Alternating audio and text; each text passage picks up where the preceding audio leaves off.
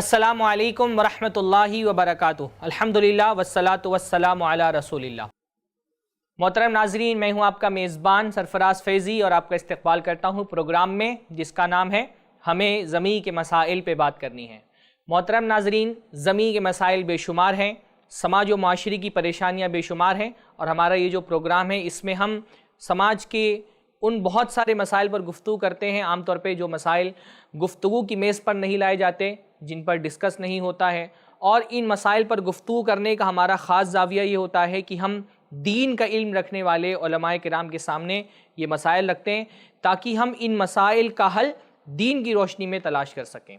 سماج کے بہت سارے مسائل ہیں، اور سماج کے بہت سارے مسائل میں ایک بہت بڑا مسئلہ، بلکہ میں اس کو مسئلہ کہنے کے بجائے اگر فتنہ کہوں تو یہ زیادہ مناسب تعبیر ہوگی، وہ ہے کنواروں کا مسئلہ، کنواریوں کا مسئلہ۔ ایسے افراد جو نکاح کی عمر کو پہنچ چکے ہیں، بلکہ نکاح کی عمر سے بہت آگے تک جا چکے ہیں، لیکن ان کے نکاح نہیں ہوئے ہیں۔ ایسے افراد نہ صرف یہ کہ ان کی تنہائی ان کے لیے خود مسئلہ ہے، بلکہ ایسے افراد اگر معاشرے میں بہت بڑی تعداد میں پائے جائیں تو یہ معاشرے کے لیے مسئلہ بن جاتے ہیں۔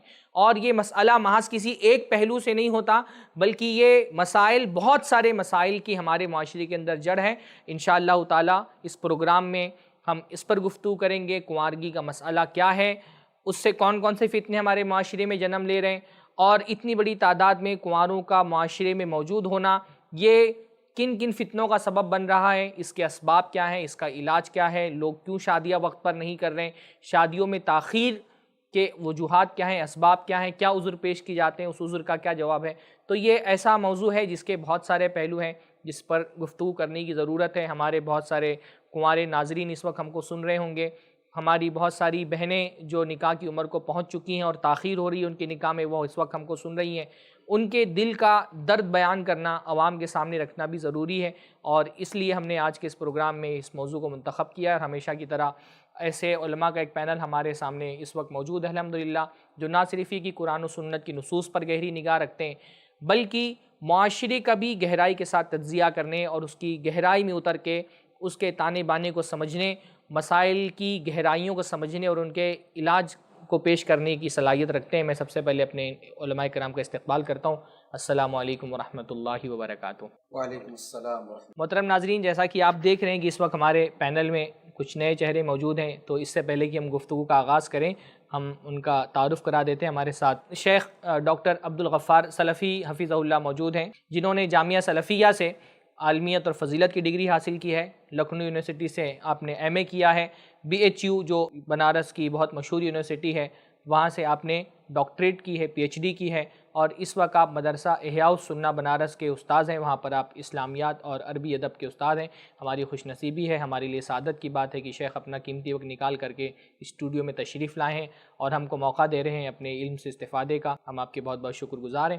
شیخ عبدالشکور مدنی حفظہ اللہ ہمارے ساتھ ہمیشہ کی طرح سے موجود ہیں، جو ہمارے اس پینل کا حصہ ہیں۔ شیخ عبدالشکور مدنی کسی تعارف کے محتاج نہیں ہیں، آپ مسلسل ان کو ہمارے اس پروگرام میں سن رہے ہیں، اور ان کے گہرے تجزیے اور ان کی بامانہ اور پر لطف گفتگو یقیناً ان کا خود ایک تعارف ہے۔ شیخ عبدالشکور مدنی حفظہ اللہ جامعہ اسلامیہ مدینہ منورہ یونیورسٹی سے آپ نے بی اے کیا ہے، اور اس وقت اسلامک انفارمیشن سینٹر ممبئی کے آپ داعی ہیں، محقق ہیں۔ ہمارے ساتھ شیخ کفایت اللہ سنابلی حفظہ اللہ موجود ہیں، آپ بھی کسی تعارف کے محتاج نہیں ہیں۔ خاص طور پہ ہمارے آئی پلس کے جو ناظرین ہیں مسلسل ان کے مختلف پروگرام آپ دیکھ رہے ہیں، آپ نے جامعہ اسلامیہ سنابل سے عالمیت اور فضیلت کی سندیں حاصل کی ہیں۔ آپ مشہور و معروف محقق ہیں، مصنف ہیں، کئی کتابیں آپ کی منظر عام پر آ چکی ہیں۔ اس وقت اسلامک انفارمیشن سینٹر ممبئی کے داعی ہیں۔ میں اپنے تمام علماء کرام کا استقبال کرتا ہوں۔ شیخ عبدالغفار صاحب، آپ سے گفتگو کا آغاز کرتے ہیں۔ موضوع ہم نے منتخب کیا ہے نکاح میں تاخیر۔ تاخیر کی ضد ہوتی ہے جلدی نکاح کرنا، وقت پر نکاح کرنا، تو کیا شریعت میں کوئی ایسی بات ہے کہ شریعت جو ہے ہماری وہ نکاح کے لیے کوئی خاص وقت میں یا جلدی کرنے کو جو ہے مستحسن سمجھتی ہو، یا آزادی کہ آدمی جب نکاح کرنا چاہے تب نکاح کرے، کوئی فرق نہیں پڑتا ہے؟ نہیں، بالکل شریعت نے ایک یعنی لڑکا یا لڑکی جب بالغ ہو جائیں، شادی کی ذمہ داریوں کو اٹھانے کے قابل ہو جائیں، جی تو پھر شادی میں تاخیر نہ کی جائے، شادی جلدی کرنے کا حکم ہے۔ حکم ہے اللہ کے نبی صلی اللہ علیہ وسلم کی حدیث ہے، آپ نے نوجوانوں کو مخاطب کر کے فرمایا، یا معشر الشباب من استطاع منکم الباءۃ فلیتزوج، یعنی شادی کے لائق ہو گئے جسمانی اعتبار سے اور معاشی اعتبار سے تو فوراً نکاح کر لو. نوجوانوں سے کام. جی جی. اور ظاہر ہے کہ اس تاخیر کی وجہ سے بہت سارے منفی اثرات ہمارے معاشرے پر مرتب ہوتے ہیں اور ہو رہے ہیں. یعنی ایک تو شریعت نے حکم بھی دیا جلدی نکاح کرنے کا، اور دوسرا یہ کہ تاخیر کرنے سے بہت سارے منفی اثرات بھی مرتب ہو رہے ہیں. بالکل بالکل. شیخ کفایت صاحب، یہ جو بہت مشہور حدیث ہے، یا معاشر الشباب، اے نوجوانوں کی جماعت، من استطاع منکم الباءۃ فلیتزوج، تم میں سے جو باء، یہ جو ہے کہ تمہارے اندر طاقت ہو وہ نکاح کر لیں. تو یہ باء کا مطلب کیا ہے؟ طاقت مطلب کیا؟ یہ معاشی اعتبار سے طاقت، کیونکہ بعض روایت میں یہ بھی ہے ذات اولین. ہاں، یہ روایت کی تشریح ہوتی ہے. جی. تو اس سے جو کچھ ذات اولین کا مطلب وہی استطاعت، معاشی طاقت، مالی طور پہ اگر سنبھال سکتے ہو، مالی طور پہ اگر کوئی طاقت رکھتا ہے تو شادی کر ڈالے.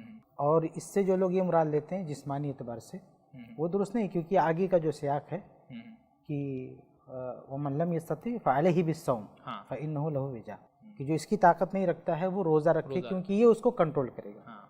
تو مطلب یہ سیاق بتاتا ہے کہ وہ مالی اعتبار سے، یعنی اگر جسمانی کمزور ہوتا ہے تو اس کو روزہ رکھنے کی ضرورت ہی نہیں ہوتی، تو اللہ کے رسول کیوں بولتے روزہ رکھو؟ اور مالی طور سے یہ مراد نہیں ہے کہ اس کے پاس بہت بڑا بینک بیلنس، اس پہ ہم لوگ بات کریں گے. فی الحال مطلب یہ ہے کہ مالی طور پہ اگر طاقت رکھتا ہو تو نکاح کر لیں. اچھا شیخ عبدالشکور صاحب، یہ جو یا معاشر الشباب، اے نوجوانوں کی جماعت، تو یہ شباب والی عمر شروع کب سے ہوتی ہے؟ دیکھیں، انسان جو ہے، اگر آپ عمر کی بات کریں تو انسان جب بالغ ہو جاتا ہے تو ہم اسے کہیں گے کہ وہ شادی کے لائق ہو گیا ہے. دیکھیے، اس میں تھوڑا سا میں تفصیل کروں گا کہ شادی کے جہاں تک مسئلہ ہے کہ شادی نکاح کیا جا سکتا ہے، تو اس کے لیے شریعت میں کوئی عمر کے تعین نہیں. یعنی بچہ یا بچی اگر چھوٹے بھی ہوں، 8 سال کے مثال کے طور پر، 8 سال کے، 10 سال کے، تو شادی کی جا سکتی ہے. جی جی. لیکن مسئلہ یہ کہ رخصتی کب ہوگی ایک الگ مسئلہ ہے. جی. کہ رخصتی اس وقت ہوگی جب انسان جو ہے بالغ ہو جائے اور شادی کے لیے جو فزیکل جو ریلیشن شپ کے لیے چیزیں ضروری ہوتی ہیں اس کے جسمانی اعتبار سے لائق ہو جائے، اور معاشی اعتبار سے جو شادی کی ذمہ داریاں ہوتی ہیں اس کو پورا کرنے کے لائق ہو جائے. جی.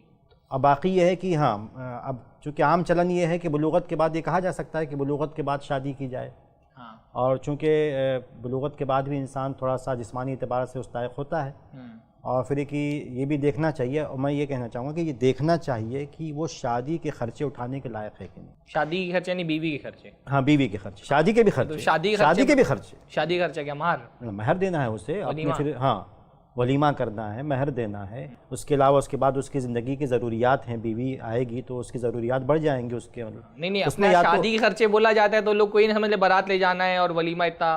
نہیں، یہ تو عام لفظ ہے. شادی کا خرچہ جو جائز خرچہ ہے، جس پر اپنے یہاں شادی کا خرچہ کچھ اور ہی سمجھا جاتا ہے. نہیں، شادی کا خرچہ نہیں، مہر کا خرچہ ہو، مہر ادا کرنے کی طاقت ہو، اس کے علاوہ اس پہ ولیمہ کرنے کی طاقت ہو، یا اس کے علاوہ اس کے بعد جو خرچے رہنے کا مسئلہ آئے گا، کھانے پینے کا بیوی کا مسئلہ آئے گا، اس کی طاقت ہو، اس کا اعتبار. یا تو والد اس لائق ہو کہ وہ خرچہ برداشت کرے اور وہ راضی ہو خرچہ برداشت کرنے پر، تب تو وہ خرچہ برداشت کریں اور شادی کی جا سکتی ہے.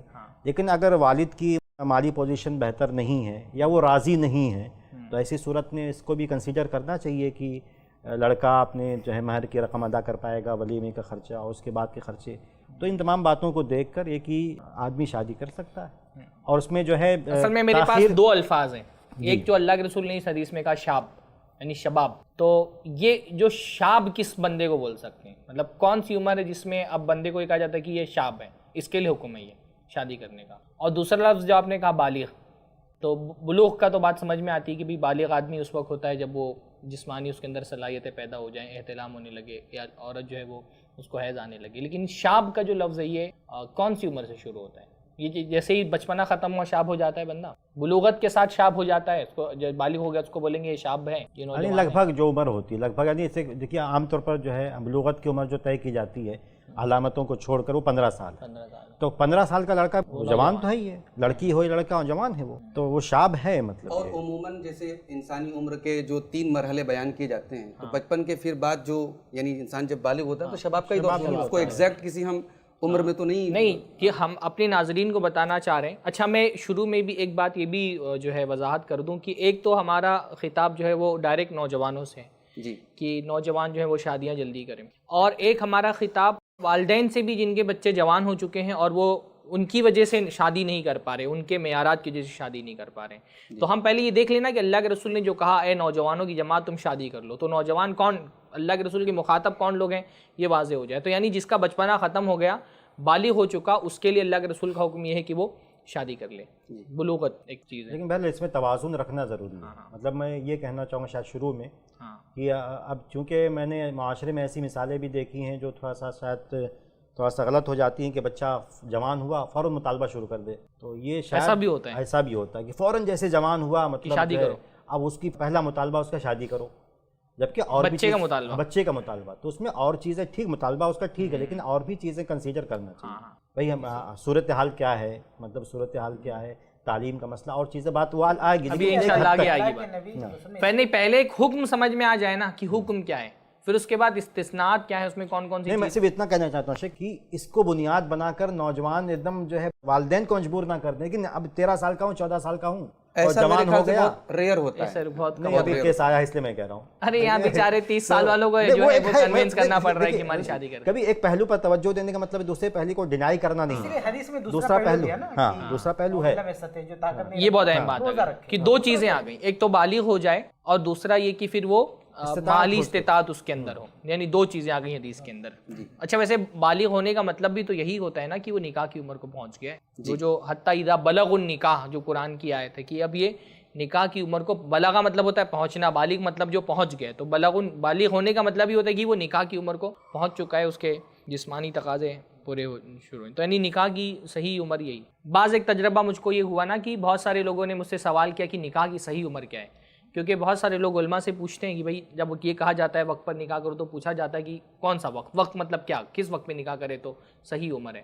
تو میں نے ایک جواب یہ دیا نا کہ نکاح جو ہے وہ ہماری جسمانی ضرورت ہے، اور جسمانی ضرورتوں میں اللہ تعالیٰ نے ایک سسٹم ایسا رکھا ہے نا کہ ہمارے جسم کو کسی چیز کی ضرورت ہوتی تو جسم خود بتا دیتا ہے. جیسے جسم کو اگر کھانے کی ضرورت ہے تو ہم کو بھوک لگ جاتی ہے تو جسم ایک الارم بھیج دیتا ہے، پیٹ جو ہے وہ ایک الارم دماغ کو بھیج دیتا ہے اور پتہ چل جاتا ہے کہ کھانے کی ضرورت ہے. ہمارے جسم کو پانی کی ضرورت ہوتی ہے تو ہم کو کوئی باہر سے ٹیسٹ نہیں کرانا پڑتا، کوئی بلڈ پریشر نہیں چیک کرنا پڑتا ہے. ہم کو پیاس لگتی ہے، گلا سوکھتا ہے اور سمجھ میں آ جاتا ہے کہ پانی کی ضرورت ہے. تو جسم جب بالغ ہوتا ہے، بالغ ہونا جسم کی طرف سے ایک الارم ہوتا ہے نا کہ اب اس کو شادی کی ضرورت ہے. یعنی جسمانی تقاضے اس کے پورے ہو گئے. عورت اگر بالغ ہو گئی، اس کو حیض آنے لگا تو یعنی اس کی جو اووریز ہیں وہ بیضے بنانے لگی ہیں. اب وہ جو ہے وہ اس عمر کو پہنچ چکی، اس کا کوئی ساتھی ہو، اس کے اندر ممتا کے جذبات ابھر گئے اور اس کا جسم جو ہے وہ تقاضا کرنے لگا ہے. تو میرے خیال سے شریعت کے ساتھ ساتھ فطرت نے، اللہ رب العالمین نے جو ہمارے اندر فطرت رکھی ہے، اس فطرت نے بھی ہم کو ایک الارم دے دیا ہوتا ہے اور ہم کو پتہ چل جاتا ہے کہ یہ عمر جو ہے وہ نکاح کی عمر ہے. اچھا حدیث میں اس کی طرف بھی اشارہ ملتا ہے. جی جی. جیسے وہ حدیث بہت جامع ہے، یا معاشر شباب والی جی جو شیخ نے پڑھی. جی جی. اس میں شباب کی بھی بات آ گئی، جی جی. مالی استطاعت کی بات آ گئی، اور جو آپ کہہ رہے ہیں وہ بھی بات آ گئی فَإِنَّهُ أَغَضُّ لِلْبَصَرِ کہ بھئی اگر وہ شاب ہو گیا اور نہیں شادی کرے گا تو پھر وہ خطرہ ہے اس کی شرمگاہ کے لیے. یعنی اس کا جسم کچھ مانگتا ہے، اگر حلال طریقے سے نہیں ملے گا تو حرام کی طرف جا سکتا ہے. اگر یہ سارے انتظامات نہ ہو سکے تو وہ روزہ رکھے. اچھا شیخ، یہاں پر ایک سوال پیدا ہوتا ہے کہ جیسے فَلْيَتَزَوَّجْ حدیث میں کہا گیا، فقہ کا ایک قاعدہ ہے کہ امر جو ہے وجوب کا تقاضا کرتا ہے. تو کیا ہم یہ کہہ سکتے ہیں یہاں پر کہ جس کو الباء کی طاقت ہے، نکاح کی ذمہ داریوں کی طاقت اٹھانے کی ہے، تو پھر اس کے لیے کیا نکاح کرنا واجب ہے؟ میں سمجھتا ہوں اکثر علماء کا یہی موقف ہے کہ نکاح ایسی صورت میں واجب ہے. بہت اہم سوال ہے کہ جو اللہ کے رسول کا حکم ہے کہ نکاح کرو، تو کیا یہ نکاح کرنا واجب ہو جاتا ہے اس پر؟ دیکھیے عام طور سے تو فقہاء اس کی جو 5 قسمیں کرتے ہیں وہ ہر قسم میں لاتے ہیں شادی کا مسئلہ، کہ اگر اس کو خطرہ ہے کہ وہ اپنی شرمگاہ کی حفاظت نہیں کر سکتا ہے تب تو اس کے اوپر واجب ہے، اس میں کوئی شک نہیں، تب اس کے اوپر یہ واجب ہے. لیکن اگر وہ اس کو خطرات نہیں ہیں، اپنے آپ کو کنٹرول کر سکتا ہے تو مستحب ہے اس کے حق میں شادی نہ کرے. تو اگر کوئی بولے کہ اللہ رسول نے تو حکم دیا ہے تو حکم تو وجوب کے لیے ہوتا ہے. قرائن موجود ہے، بہت سارے قرائن. ان میں سے وہ حدیث، جیسے وہ حدیث ہے بڑی مشہور ہے، جیسے مسلم احمد وغیرہ بہت سارے کتب حدیث میں، کہ ایک لڑکی اللہ کے نبی صلی اللہ علیہ وسلم کے پاس آئی اپنے والد صاحب کے ساتھ. تو اس کے والد نے کہا کہ اللہ کے نبی صلی اللہ علیہ وسلم میری یہ بیٹی شادی کرنے سے انکار کر رہی ہے. تو اللہ کے نبی صلی اللہ علیہ وسلم نے پوچھا کیا بات ہے؟ تو کہا کہ آپ بتائیں کہ شوہر کی کیا کیا حقوق ہیں. تو آپ صلی اللہ علیہ وسلم نے بتایا. تو لڑکی نے کہا کہ میں کبھی بھی شادی نہیں کروں گی، میں کبھی بھی شادی نہیں کروں گی، ایسی صاف کہہ دیا. تو اللہ کے نبی صلی اللہ علیہ وسلم نے کہا کہ ان کی اجازت کے بغیر، لڑکیوں کی اجازت کے بغیر تم ان کی شادی نہیں کر سکتے. جی. تو یہاں سے فقہاء نے یہ مسئلہ نکالا، اس حدیث کو بطور قرینہ پیش کیا ہے کہ اللہ کے نبی صلی اللہ علیہ وسلم نے لازم نہیں کرا دیا شادی کو، اس لیے اگر کوئی شادی نہیں کرتا ہے تو اس کے لیے جائز ہے. تو قرائن کی بنیاد پر جو امر کا سیگا اس کو وجوب سے پھیرا ہے، اور باقی رکھا ہے اگر آدمی کو حرام میں جانے کا خطرہ ہے۔ سامعین کے لیے جو ہمارے ناظرین ہیں ان کے لیے آسان کر دوں کہ اللہ کے رسول نے کہا شادی کرو تو حکم تھا اللہ کے رسول کا تو واجب ہو جاتی، لیکن دوسری دلیلوں سے پتہ چلتا ہے کہ یہ حکم جو ہے وہ واجب کرنے کے لیے نہیں بلکہ مستحب ہے، یعنی شادی کریں گے تو ثواب، بعض حالات جی وہ واجب ہو لیکن بعض حالات میں وہ واجب ہو جاتا ہے، خاص طور پہ اس کو اگر زنا میں داخل ہو جانے کا اندیشہ ہے کہ اگر بغیر نکاح کے وہ اپنی عفت کی حفاظت نہیں کر سکتا ہے تو ایسی صورت میں نکاح کرنا اس کے اوپر واجب ہو جاتا ہے۔ پھر ایک چیز اور ہے شیخ، نکاح جو ہے آپ نے جیسا کہ کہا کہ ہماری جسمانی ضرورت ہے، یہ ایک نفسیاتی ضرورت بھی ہے۔ نفسیاتی ضرورت عمر کے اس حصے میں ہم سکون نہیں پا سکتے بغیر اپنے جوڑے کے، اللہ تعالیٰ نے اسی لیے نکاح کو سکون کے ساتھ جوڑا ہے، لِتَسْكُنُوا إِلَيْهَا، تاکہ ایک دوسرے سے ہمیں سکون ملے، تو زندگی کی ساری نعمتیں ہمیں مل جائیں۔ اگر اس نعمت سے ہم محروم ہیں تو ہماری زندگی ڈپریشن سے بھر جائے گی۔ آج نکاح کی جو تاخیر پر ہم گفتگو کر رہے ہیں، آج اس تاخیر کی وجہ سے سماج میں بے سکونی پھیلی ہے، نوجوان بے چین ہیں، اضطراب کے شکار، تو اس پہلو پر بھی ہمیں غور کرنا اچھا یہ بھی بہترین نکتہ ہے کہ مان لیجیے کسی پر جو ہے اس کو اس کا خوف نہ ہو کہ وہ زنا میں ملوث ہو جائے گا، پر اس کا خوف ہو کہ اتنا ڈیسپریٹ ہے وہ شادی کے لیے کہ وہ نفسیاتی مریض بن جائے گا اگر نہ کرے، تو اس سے بھی تو حفاظت کرنا اپنی ذمہ داری ہے، تو اس سے بچنے کے لیے بھی اس کو نکاح ہم بول سکتے ہیں تو شیخ عبدالشکور واجب ہو جاتا ہے۔ ایک نقطہ یہاں پہ اور بھی ہاں ہے، مطلب کہ بالکل ایک چیز اور بھی ہے، اگر تھوڑا سا جیسے مثال کے طور پر ٹھیک ہم نے ایک جسمانی مطلب ضرورت پیش کی کہ اگر جسمانی ضرورت پوری اس کی نہیں ہوگی تو وہ ہو سکتا ہے کہ زناکاری کا شکار ہو جائے، لیکن اس کی اور بھی ضروریات ہو سکتی ہیں، مثال کے نفسیاتی ضرورت اس کی، جیسے شیخ نے اشارہ کیا کہ سکون نہیں مل رہا، کیونکہ ہر آدمی شادی سے وہی مقصد نہیں تلاش کرتا ہے، اور بھی مقاصد تلاش کرتا ہے، سکون کا مقصد ہے، اور جو پھر بہت ساری باتیں آتی ہیں، مطلب اسے محسوس ہوتا ہے کہ شاید بات کرنے کے لیے کوئی چاہیے، اپنے دل کو کھول کے رکھ دینے کے لیے کوئی چاہیے جس سے وہ ہر طرح کی باتیں کر سکے، شاید اس کی زندگی میں کوئی اور ایسا نہ ہو، اور اسے ایسا لگتا ہے کہ اگر وہ نہیں کرے گا تو ڈپریشن کا شکار ہو جائے گا، یہاں تک کہ خودکشی کرنے کی نوبت آ جائے گی، یا وہ سماج سے اپنے آپ کو الگ تھلگ محسوس کرتا ہے، تو اگر یہ چیز طاری نہ ہو تو اگر ایسی صورت میں بھی وہ واجب ہو سکتی ہے۔ آپ کو شک کے فیصلہ میں یہ کہہ رہا تھا کہ پرانے زمانے کا اور آج کے زمانے کا جو فرق ہے وہ بھی سامنے رکھنا چاہیے۔ پرانے زمانے میں جب یہ بحث اٹھتی تھی شادی کرنا واجب ہے کہ نہیں، تو وہاں ایک اور چیز تھی، لونڈیاں، باندیاں۔ اب جتنے بھی علماء کرام کے نام ہم کو ملتے، بلکہ ایک تو کتاب ہے نا عربی میں، وہ علماء جنہوں نے شادی نہیں کی، لیکن یہ سارے علماء اس دور کے ہیں جس دور میں باندیاں ہوتی تھیں، اور یہ باندیوں کے مالک ہوا کرتے تھے۔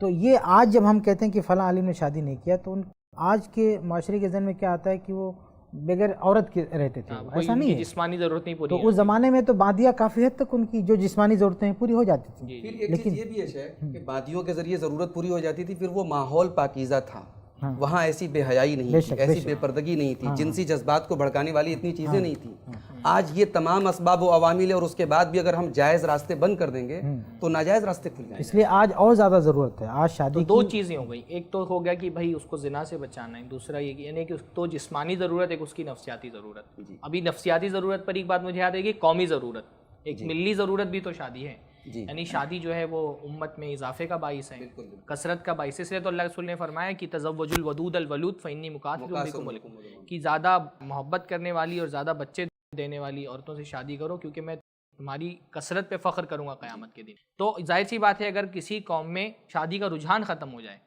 یا تاخیر سے شادی کا رجحان بن جائے تو وہ جو ایک اللہ کے نبی صلی اللہ علیہ وسلم کا حکم ہے امت میں کثرت ہونی چاہیے، پھر وہ تو نہیں ہوگی، تو ایک قومی ضرورت بھی ہے شادی۔ اس لیے علماء عام طور پہ یہ بھی کہتے ہیں نا کہ وہ جو حکم ہوتا ہے عام طور پہ وہ ایک انڈیویجول کے لیے ہوتا ہے کہ انڈیویجول کے لیے مباح ہے یا حرام ہے یا مستحب ہے، لیکن جو ایک کلیکٹیو حکم ہوتا ہے یعنی پوری امت کے لیے تو اجتماعی طور پہ تو یہ واجب ہے نا کہ امت کے لوگ نکاح کریں، ٹھیک ہے ایک آدمی نہیں کر رہا وہ الگ بات ہے، لیکن پوری امت کے لوگ نکاح تو نہیں چھوڑ سکتے، ان کو تو نکاح بھی کرنا چاہیے اور جلدی کرنا چاہیے تاکہ امت میں کثرت ہو۔ بلکہ یہ جو بیلنس خراب ہوا ہے تناسب کا آبادی کے، اس کی ایک بہت بڑی وجہ میرے خیال سے یہ بھی ہے کہ نکاحوں میں جو ہے وہ تاخیر ہو رہی، نکاح جلدی ہوں گے تو بچے آگے بات آئے گی، لیکن میں تھوڑا اشارہ کرتا ہوں، تو تین چیزیں آ گئی، میں اس کو کنکلیوڈ کر دوں کہ ایک تو جسمانی ضرورت، دوسری نفسیاتی ضرورت، اور تیسری ملی ضرورت، قومی ضرورت ہے۔ جی وہی ملی ضرورت میں ایک چیز جو ہے کہ کچھ لوگوں نے نقطہ پیش کیا، اگرچہ یہ شاید بحث بعد میں بھی ہو سکتی ہے، لیکن یہ کہ یہ دیکھا گیا کہ جو شادی شدہ غیر شادی شدہ، جو شادی شدہ آدمی ہوتا ہے وہ زیادہ ذمہ داریاں محسوس کرتا ہے، تو اس لیے وہ محنت بھی زیادہ کرتا ہے،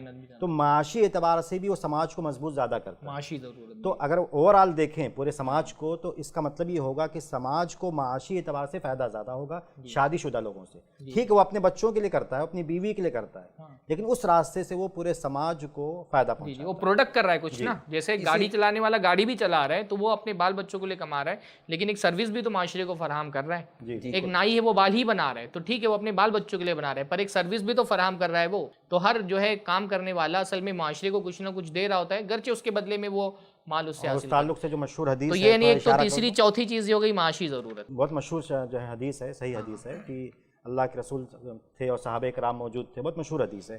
ایک نوجوان کو دیکھا کہ بڑی تیزی سے جا رہا ہے, تو صحابہ کرام نے کہا کہ اگر اس کی یہ محنت جو ہے فی سبیل اللہ, اللہ کے راستے میں ہوتی, تو نبی نے کہا کہ اگر یہ اس لیے مطلب محنت کرتا ہے تاکہ اپنے بچوں کو کھلائے تو فہو فی سبیل اللہ, اگر اپنے والدین کو کھلائے فہو فی سبیل اللہ, تو اللہ کے راستے میں ہے.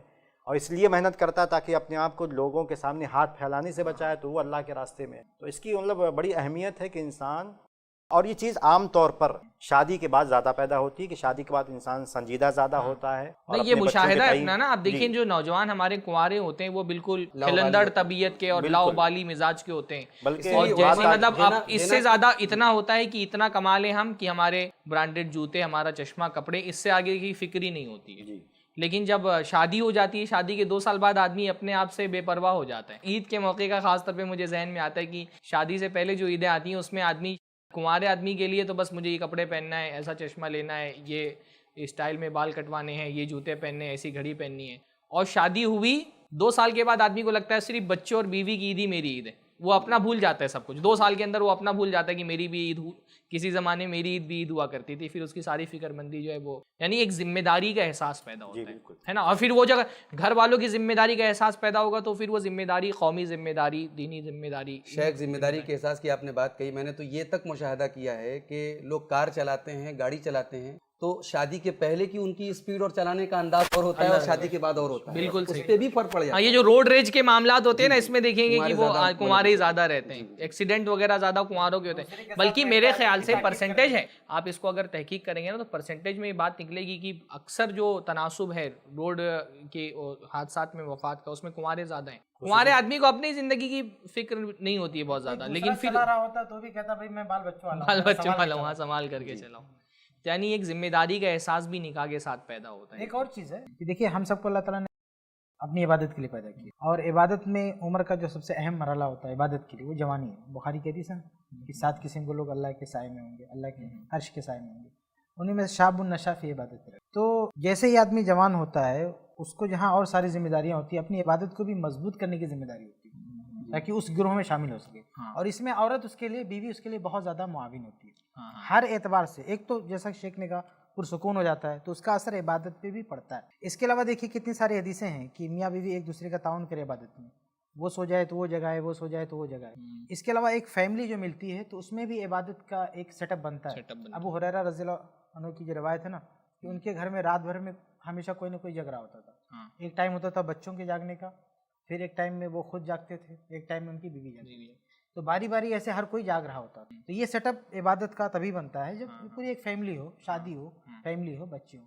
تو عبادت جو ہماری ضرورت ہے اصل تخلیق کی, تو اس میں بھی بیوی کا ایک کردار. کل ملا کے 5 چیزیں ہو گئی ہماری. جسمانی, ایک یہاں پہ ایک نقطہ ایک میں اس کو کنکلوڈ کرتے رہتا ہوں. جسمانی تقاضے ہوتے ہیں, نفسیاتی تقاضے ہوتے ہیں, معاشی تقاضے ہوتے ہیں, قومی تقاضے ہوتے ہیں, اور آپ جو بتا رہے ہیں وہ دینی تقاضا, کہ دینی تقاضے بھی ہوتے ہیں. دینی تقاضے پر ایک بات میں یہ کہنا چاہوں گا کہ نکاح جو ہے وہ ہمارے ایمان کے تقاضے میں بھی شامل ہے. یعنی ایمان مکمل نہیں ہو سکتا, تقوی مکمل نہیں ہو سکتا. بہت ہی ہے. جنت میں اہل تقوی کی صفات میں ایک صفت بیان کی گئی کہ والحافظین فروجہم. تو شرمگاہ کی حفاظت کیسے ہوگی؟ ایک جوان آدمی ہے, اس کی شہوت کے تقاضے ہیں, وہ نکاح کے ذریعے پورے ہوں گے.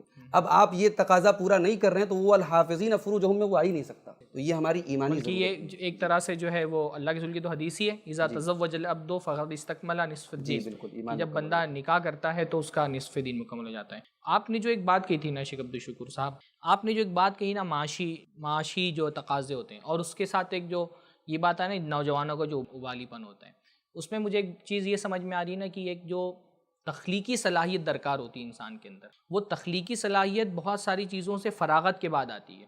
اور سب سے بڑی فراغت ہے جو جنسی خواہشات ہیں ان کی تکمیل سے فراغت. یعنی ایک جو جنسی تقاضے جب آدمی ان سے فارغ ہو جاتا ہے نا تو پھر اس کا ذہن دوسری چیزوں کی طرف جاتا ہے, تخلیق کی طرف جاتا ہے, ذمہ داریاں نبھانے کی طرف آتا ہے. کنوارا آدمی نا خاص طور پہ اگر اس کے تقاضے زیادہ ہیں تو وہ اتنا ڈیسپریٹ ہوتا ہے اور اتنا وہ اپنے جنسی تقاضوں کے پورا کرنے میں ہی یا تو ان کو دبانے میں اگر وہ متقی ہے تو، اور اگر متقی نہیں ہے تو ان کو پورا کرنے کے جو حرام ذرائع ہیں، کنوارا آدمی کی میں بات کر رہا ہوں، کنوارے دو ہی حالت میں ہو سکتے ہیں، یا تو اس تقاضوں کو دبا رہے ہیں یا تو اس کو پورا کرنے کے حرام ذرائع تلاش کر رہے ہیں.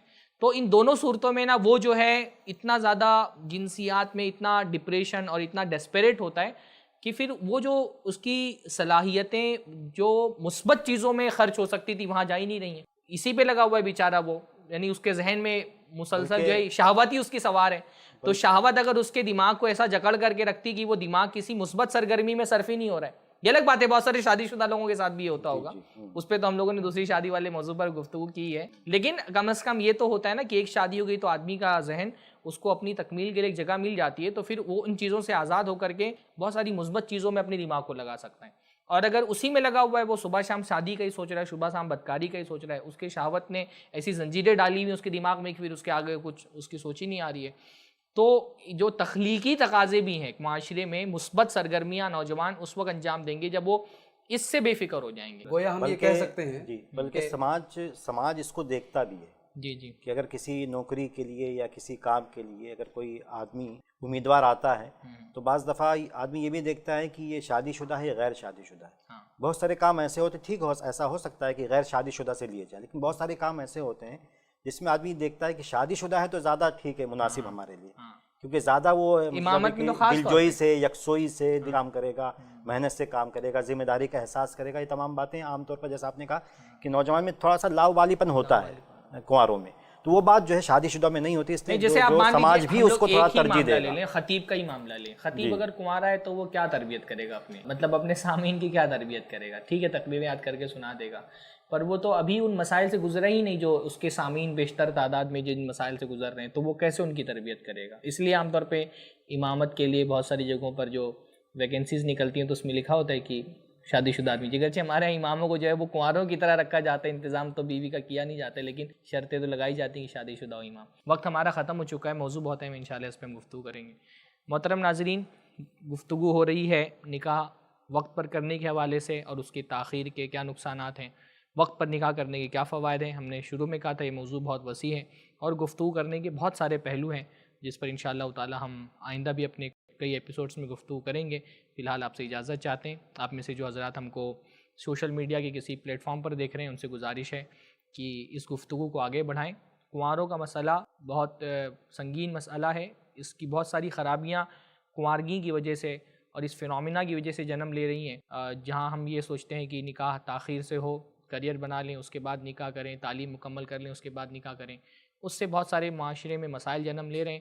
ان مسائل کا مقابلہ کرنے کے لیے اس موضوع پر پروگرام کیا جا رہا ہے. تو آپ اگر ہم کو سن رہے ہیں تو اس پیغام کو آگے بڑھائیے، ہمارے چینل کو سبسکرائب کریں، ہمارے ویڈیوز کو لائک کریں تاکہ یہ پیغام زیادہ بڑے پیمانے پر نشر ہو سکے، اور اپنے کنوارے دوستوں کو اس پروگرام کا لنک بھیجیں تاکہ وہ خود بھی اپنے مسئلے کو سمجھ سکیں اور وہ اپنے مسئلے کو اپنے متعلقین کے سامنے رکھنے کے انداز کو بھی سمجھ سکیں. انہی باتوں پر اس ایپیسوڈ کا اختتام کرتے ہیں. السلام علیکم ورحمۃ اللہ وبرکاتہ. لوگوں کی اصلاح کرنے میں آئی پلس ٹی وی کی مدد کریں. ہمارے یوٹیوب چینل پر جوائن بٹن ضرور دبائیں. ایسے ہی اور ویڈیوز بنانے میں ہماری مدد کریں.